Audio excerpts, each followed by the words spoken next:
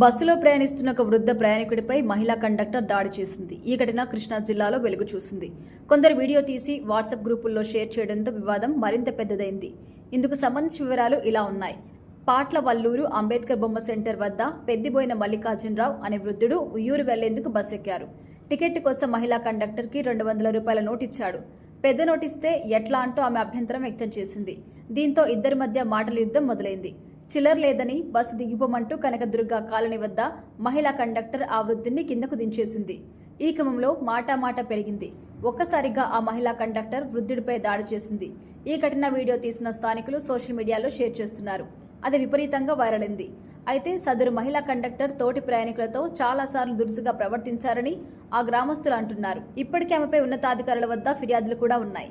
అయితే ఈ ఘటన సోషల్ మీడియాలో విపరీతంగా వైరల్ అయింది. అంతటా చర్చకు దారితీసింది. దీనిపై ఎటువంటి కంప్లైంట్ రాలేదని స్థానిక పోలీసులు అంటున్నారు.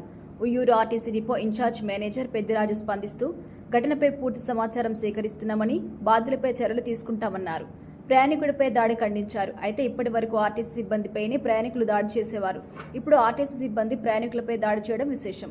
ఆగస్టు 15 నుంచి ఆర్టీసీ బస్సుల్లో మహిళకి ఉచిత ప్రయాణ పథకం స్టార్ట్ కాబోతుంది. అప్పుడు మరిన్ని వివాదాలు కూడా పెరిగే అవకాశం ఉంది.